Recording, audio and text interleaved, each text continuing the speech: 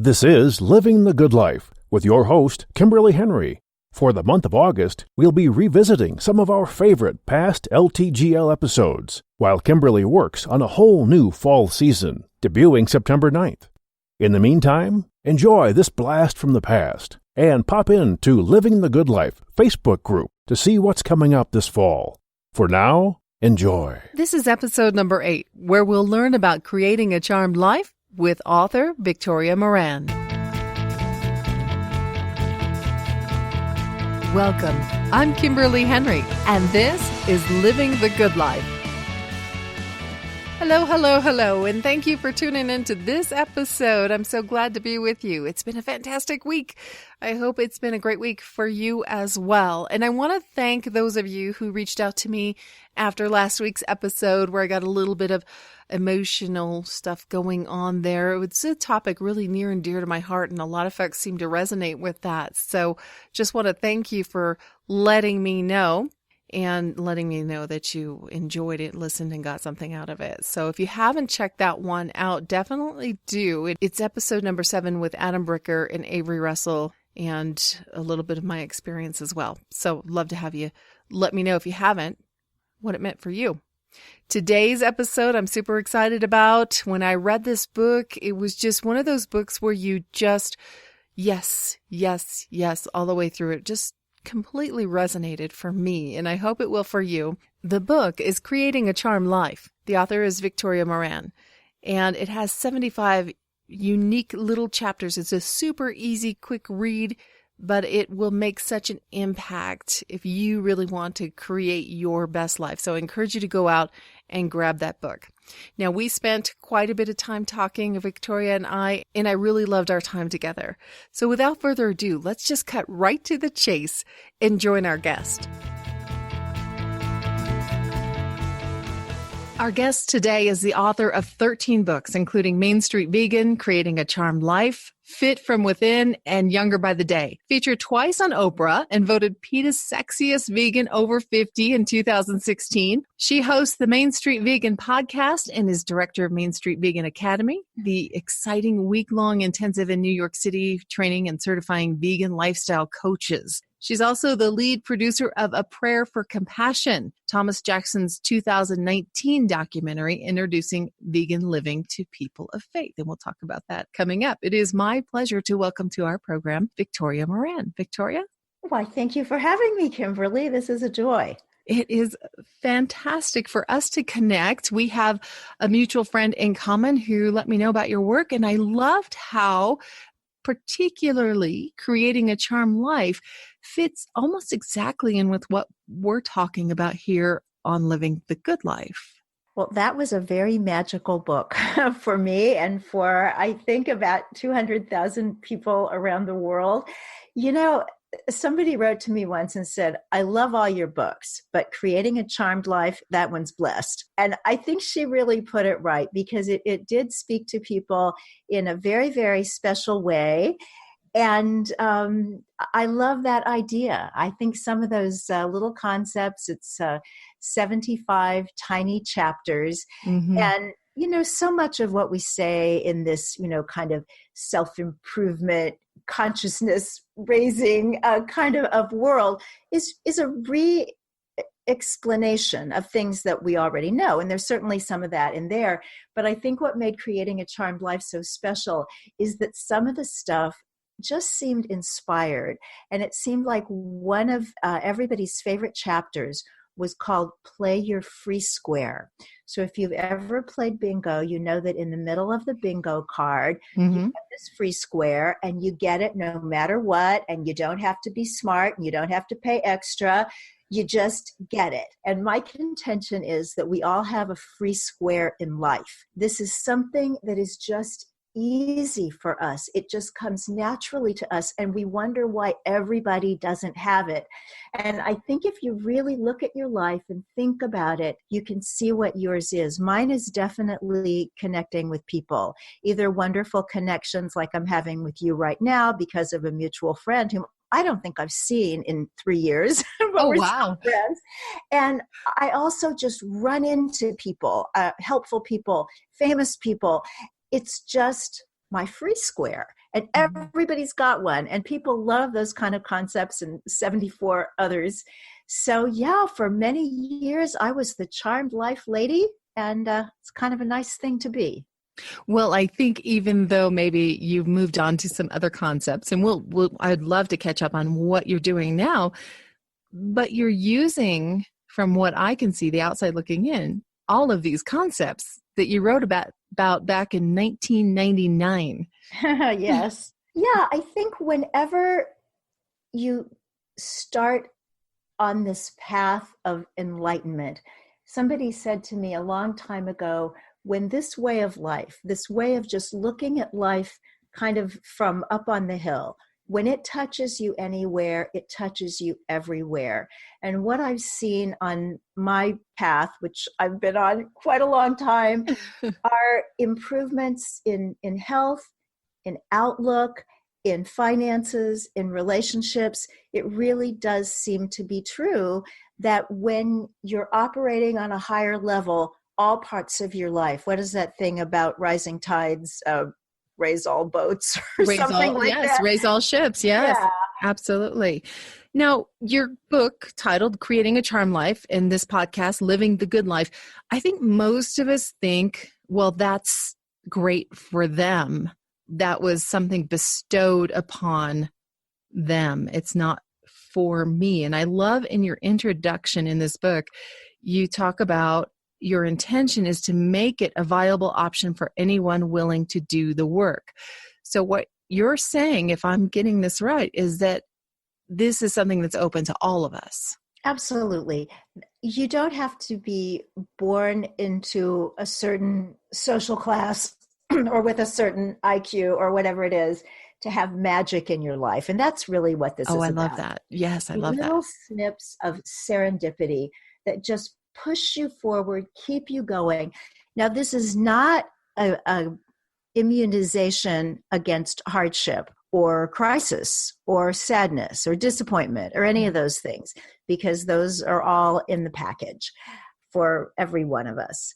And yet, whenever you're going through, whatever you're going through, if you can just get these little light bursts, these little wonderful things that happen spontaneously, and they do happen to me a lot, and I think that is because I've cultivated them. Just this morning, for example, just before I came home to sit down here and talk with you, I went in for my monthly facial.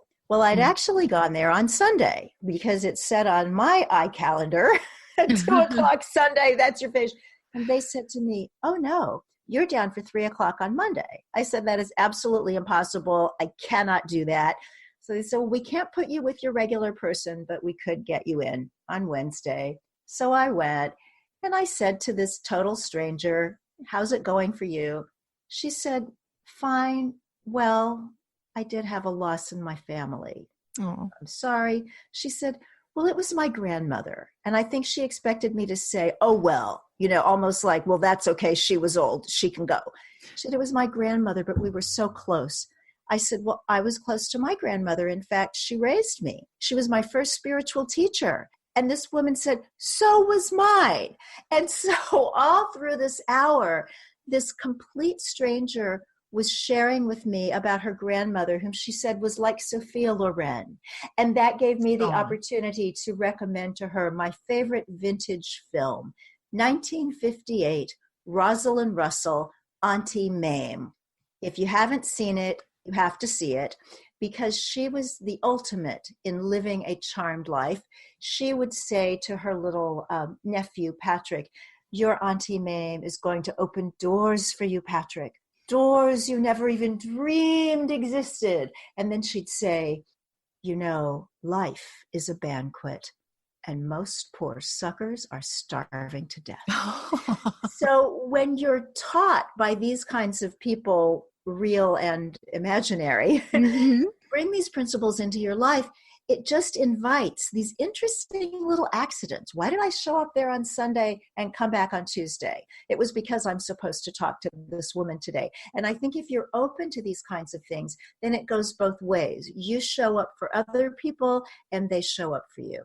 I love moments like that. I feel like I'm almost always just in that wow period of, wow, this is a connection that neither one of us could have anticipated or orchestrated, yet there's so much synergy in this conversation, and that just lights you up. It does. And to me, it's all about being lit up. And I know a lot of people are very serious. They're very pragmatic. They're looking at business and bottom lines. And that is all excellent. But without this other piece, without this concept of what lights you up, then you're just always going to be marching along like a cog in a wheel, because you came into this world, I believe, to shine your light, to be this wonderful uplift to everybody else. And when you can zero in on your particular gifts, your special reason for being here, what you have to offer that nobody else can, you feel really good. You feel like, wow, it's not going to take much air here to get me airborne. And that's when you're most effective. Mm-hmm. You're not just, okay, that's fine, we're going to give you an A. It's like, no, we're going to give you the world. That's a fantastic way to look at it. I love the names. You mentioned your chapters, your 75 chapters, by the way, in your book. I love the names of the way that you did these. Things like enjoy your eccentricities and drink good coffee, eat good food. I'm all about that. I'd love for you to expand a little bit on retire your tutu. Well, we very often, when we're getting down on ourselves, we say, well, I'm too. Too what? Doesn't matter. I'm too fat. I'm too old. I'm too poor. I'm too young. I'm too dumb. Get rid of the tutu. It's like, okay, you're young. Oh my goodness. Everything in life is open and available to you. You're old. Oh my goodness. You have all this wisdom.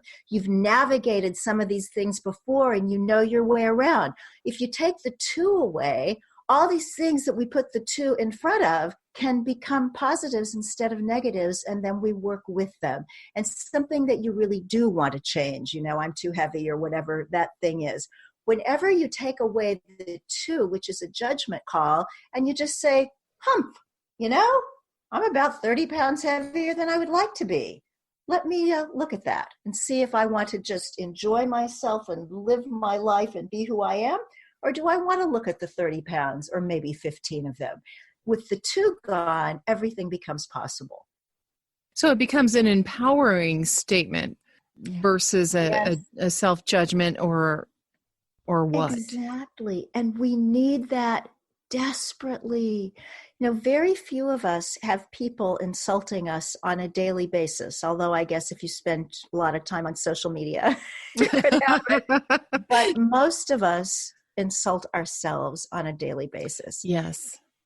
There's no reason for it. I know that we think that we're being honest or we're being humble or we're really not deluding ourselves. Well, you know what? We are deluding ourselves, because the truth is the people who need to be criticized are the ones who are not criticizing themselves. They think they're great. So let them be. They've got their own path. Sure. But if you're someone who is always judging yourself, you're just not quite right, you're coming up short, oh my gosh, I made a mistake, I should be banished and exiled. You know what? You made a mistake so that everybody can relate to you. A few years ago, I wanted to have a personal trainer for a while, and I asked the manager of the gym who he thought would be good for me, and he said, oh, Wendy, you'd love Wendy, you guys would work great together. So I went home and looked up Wendy, and here was this woman with this very short haircut, kind of a flat top, like the old-time Marines, and she had this two-piece outfit on, and she had an 8-pack. I mean, I counted all 8. I didn't even know women could get that. And she looked like she'd be so mean and scary. So I wrote to her after he had introduced us, and I said, I'm sorry, but this is just not going to work out. And she wrote back to me and said, oh, I'm so sorry, because I've looked you up and I see that you're vegan. Well, I'm vegan and I would love to work with you. And I thought, okay, give the woman a chance. Well, she turned out to be magnificent, and she has, in fact, turned into a friend. Mm-hmm. But I was judging her not because she wasn't good at what she did, or not because she didn't look like somebody who really knew how to exercise. I was judging her because she was too good at it. So we've got to be able to just ease into ourselves and just allow, there's something about an elastic waist. We don't want to wear them every day, but sometimes, it's a couple of days after Thanksgiving, or you're just kind of feeling like, I don't want to be confined and controlled today. I'm going to put on those pants or that skirt with the elastic waist. And if you can live your life with a little bit of an elastic waist, that means give yourself some slack, give other people some slack. It's all going to work better. I was at a workshop about 10 months ago that really profoundly changed my life. This just one statement or one rule that plays right into what you're talking about. We all know the golden rule is to treat others the way that we would want to be treated. And he introduced to us, the speaker at this workshop, the platinum rule, which was to treat yourself the way others would want to be treated. Ooh. Because we tend to treat other people so much better than we treat ourselves. Yes. And I heard that and I thought, that is exactly what I do for sure. You look in the mirror and you say all kinds of horrible things you would never say to your best friend, make all kinds of judgments. So I hear what you're saying. And I think it makes such a huge difference if you can remove that judgment from yourself and from the people around you. Yeah. Well, one of the things that was taught by Dale Carnegie in his classic book from the 1930s, How to Win Friends and Influence People, is you don't want to complain, criticize, or condemn. Yes. He was talking about other people and in business concepts, and if you need to show a subordinate or a coworker how to do something differently, you do that without complaining, criticizing, or condemning. And we need to apply that to ourselves as well. If something's not going well, okay, let's do it differently. Let's not complain. If I did something wrong, oh my gosh, I know I did it. I don't have to criticize myself. And I certainly don't have to add on to criticism, condemnation of, you did that. You're just out for the count. You're just out of the game. You're washed up. You're used up. You're not relevant anymore. Or how could you misspell a word in an email? So no complaint, no criticism, no condemning. There's a good 3 C's. I'm a student of the Dale Carnegie program, and I keep that little booklet with me all the time. It is magical. My mother was a great saleswoman in her day, to the point that I was speaking in Springfield, Missouri a few years ago, and I went to a mall there, and I'd been shopping. I was kind of tired, and they had a display of these massaging chairs, which at one time she sold, in the middle of the mall. And I sat down in the chair and I'm relaxing.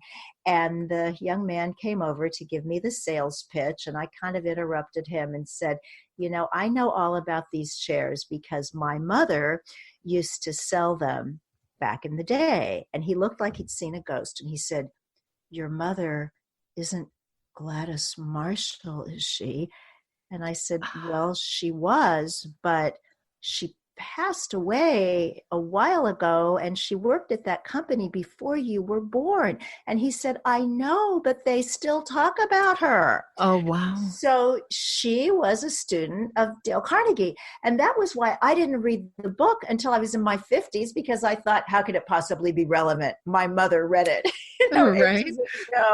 But what's so interesting, the truth is the truth, and it stands the test of time. I mean, certainly we see this with the scriptures of the world and the great classics that still make sense and still apply. But that book worked for her in the 1950s, and it's working for you and me in 2019. Absolutely. You were right.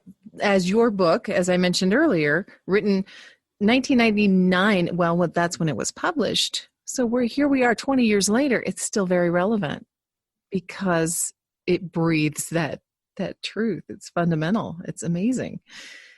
How has it worked for you? Now, we've talked about, bits and pieces about it, but it's work. As you mentioned, even in the introduction to your book, it's work.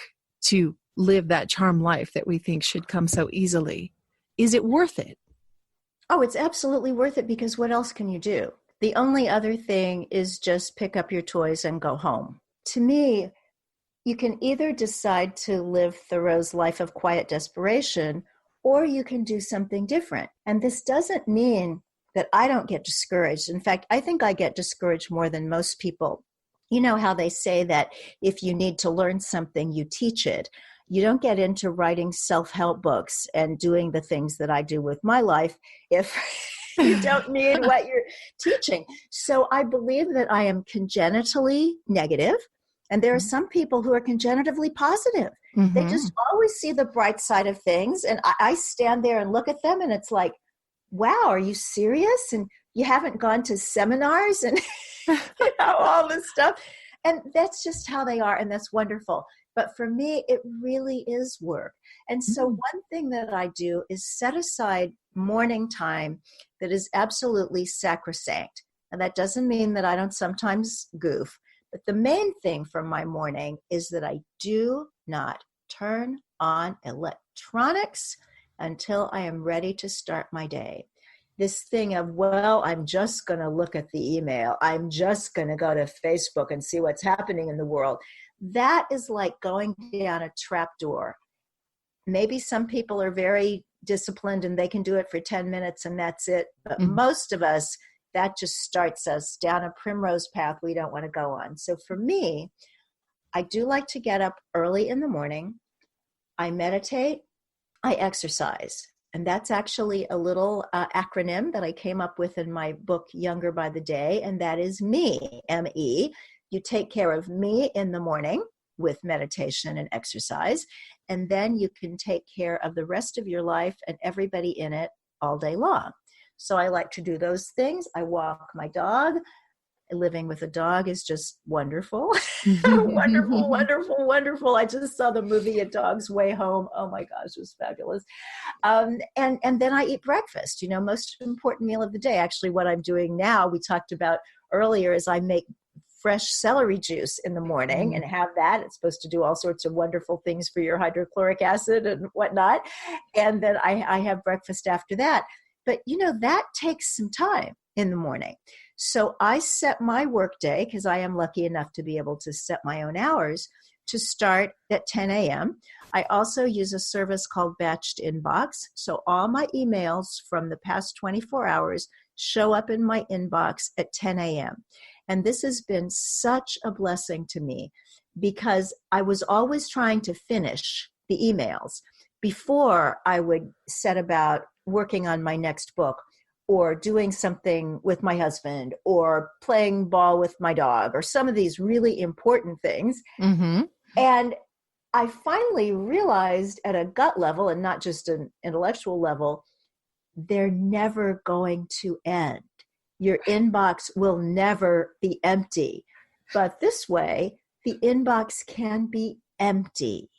And that gives me that feeling of accomplishment, kind of like in the old days when the shopkeeper would turn that sign on the door from open to closed. And then I don't have to think about it until the next morning. So there are lots of tools and different things that help us for whatever is giving us angst. Maybe for somebody listening, it's not email, it's something else. But under the sun, in this best of all possible worlds, there are ways to help you with what's driving you nuts. Oh, good. Oh, good. That right there is worth the entire interview. There are things to help you. Speaking of the celery juice, and we mentioned in the intro that your other books revolve around Main Street Vegan, which is your website, mainstreetvegan.net. And you've also established the Main Street Vegan Academy. You want to just touch on a little bit about how you got there and what that's all about? Well, life is always such an interesting path. So I first heard the word vegetarian from my grandmother when I was 5 years old, and remember thinking, wow, that is interesting. There's so much I don't know about. And it kind of stuck in my head. And then when I was 17, I got into yoga, which at that time, yoga was weird. I mean, people confused it with yogurt, and they were both just both are weird, right? But all the yoga books said if you're going to be serious about yoga, you need to be vegetarian. So I did become vegetarian in my late teens, and that was pretty easy. I didn't hear about veganism, which vegetarians don't eat anybody with a face or a mother, and vegans don't eat anything that came from an animal. So no eggs, no dairy, as well as meat, fish, and fowl.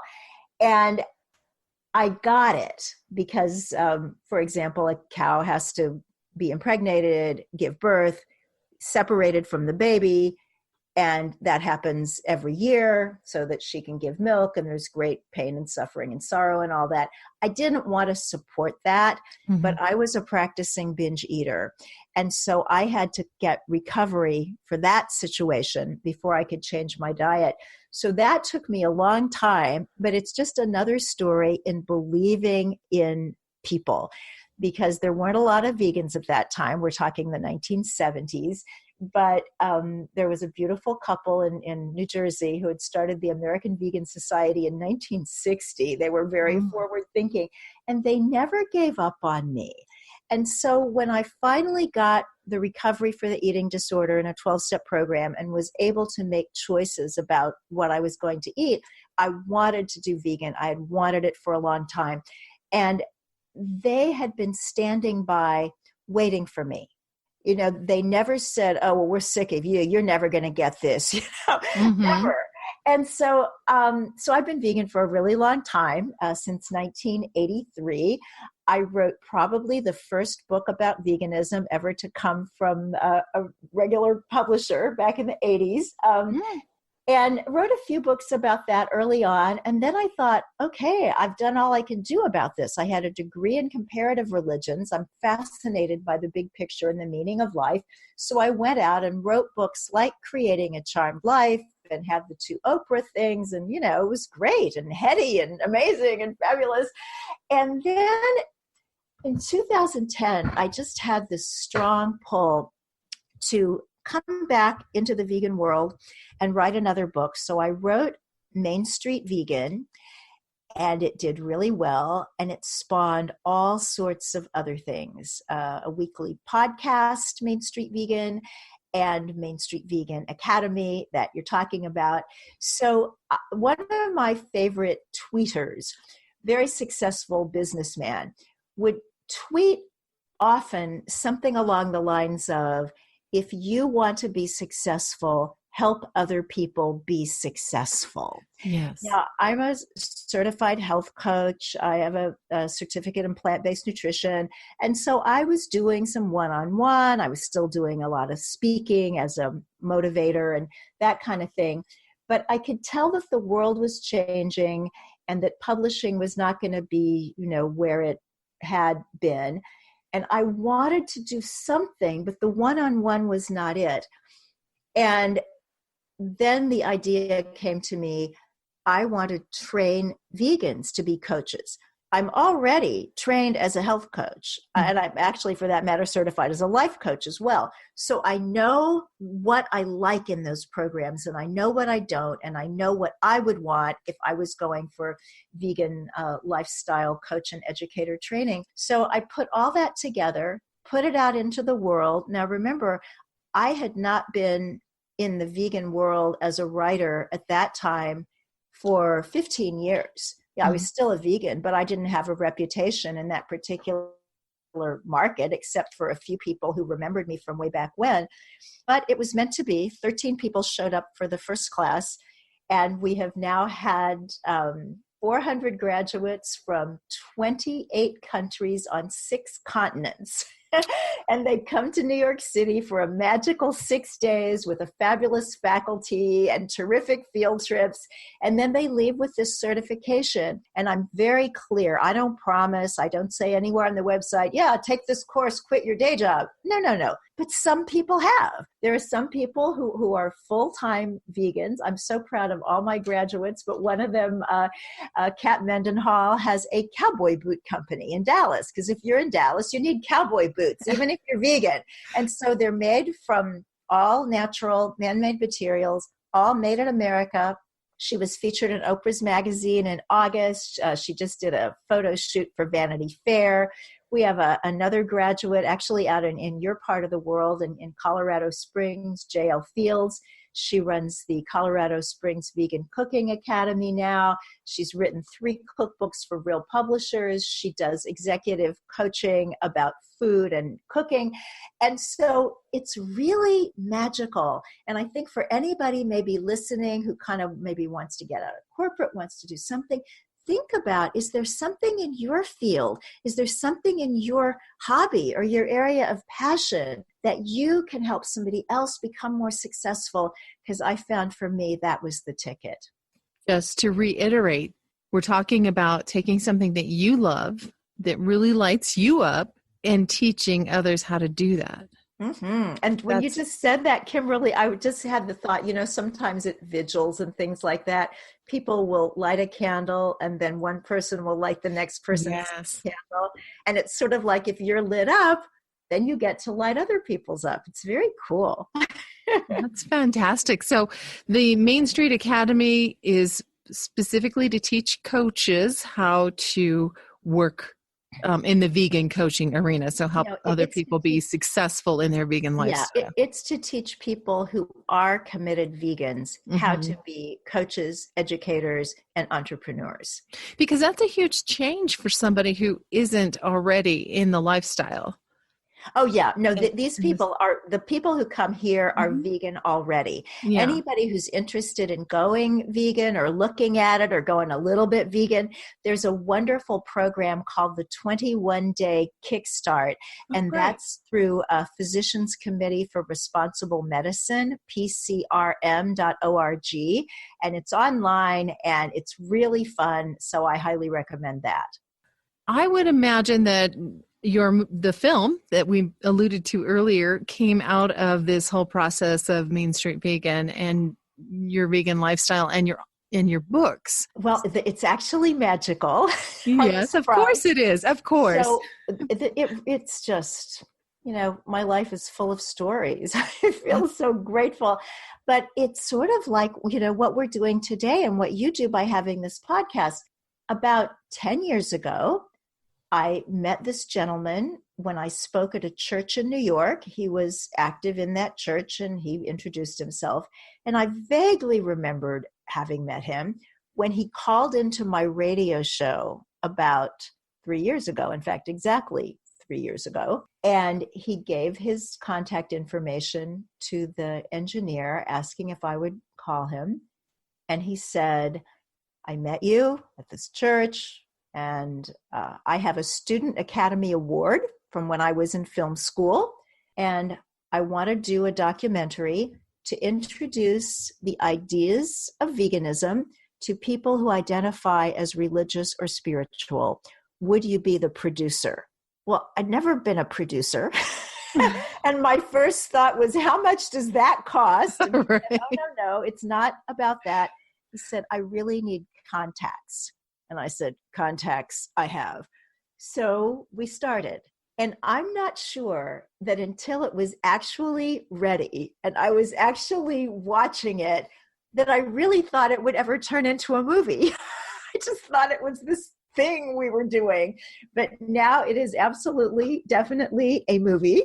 And the website for the film is aprayerforcompassion.com, or if you find yourself at my website, mainstreetvegan.net, there's a page about the film. And we are going to premiere in New York City on March 5th. So if anybody is in this part of the world and would like to see a really good movie and a fun Q&A afterwards, you can go to tinyurl.com/compassionnyc. And you can get yourself a ticket. I mean, the panel is just going to be stunning. We just got a new panel member last night. She is one of the people in the movie, and that's Susie Welch, the business journalist and Today Show correspondent. She and her husband, Jack Welch, well known as the longtime CEO of GE, are vegans, and they're also Christians. And so we were interviewing vegans who are in some religious or spiritual tradition or other. So that's how she got connected with us. But, it is so magical because I knew about Jack Welch when I was a young person looking at people in business and thinking, gosh, I don't think I could ever do that. And now, he and Susie are kind of connected to my film. So life is pretty cool. And it's a beautiful, beautiful movie. It'll be digital, probably late summer. So I hope everybody will be able to see it. There'll be more screenings around the country. As soon as we do the premiere, we'll be in theaters, churches, synagogues, mosques, ashrams, whatever, all over. And if anybody wants to host a screening, they can just contact us. Right. It sounds like a fantastic project. And I love the theme magical that we have woven throughout this conversation. That really ties us back to what you were talking about at the very, very beginning. It's just those little moments that if you allow them and you see them, they can create these amazing things. Exactly. You allow them, you see them, and then you remember them when everything looks bleak. I actually have on the inside of my closet door a list of all the things that I love that I can do when I'm feeling wretched. Because when I'm feeling wretched, I don't think I love anything. I don't think I love hot baths. I don't think I like walking in Greenwich Village. I don't think I like playing ball with my dog. So I need an actual sign to tell me. And I've written 13 self-help books. So remember the magic, and then you'll create more of it. That's amazing. We have been speaking with Victoria Moran, author, vegan, leader, visionary, magical woman, and now film producer. You can find out more about Victoria at mainstreetvegan.net. You can find Creating a Charmed Life on Amazon.com. Yes, it's still out there. I've been reading it for the past few months. And we will put in the show notes that link to the opening, the film opening. Thank you. Victoria, thank you so much for being with us. Oh, thank you. You have a beautiful voice for radio and podcasts and a beautiful spirit behind the voice. I'm so happy we met even at a distance. Me too. Well, there you go. Creating a Charmed Life with Victoria Moran, and so much other information. Such a wealth. So creative and witty. I feel like I've made a friend.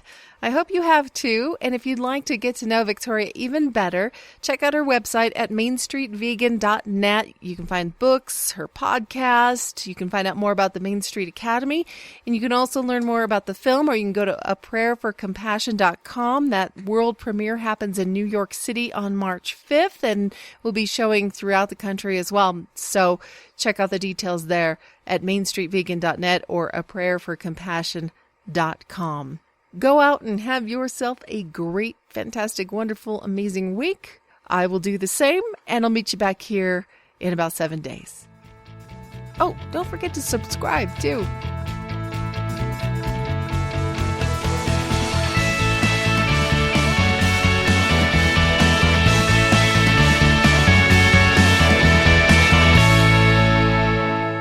You have been listening to one of our favorite episodes of Living the Good Life. Thanks for joining us. We'll be sharing more of these throughout August and looking forward to all new episodes starting September 9th. Learn more on Facebook in Living the Good Life Facebook community.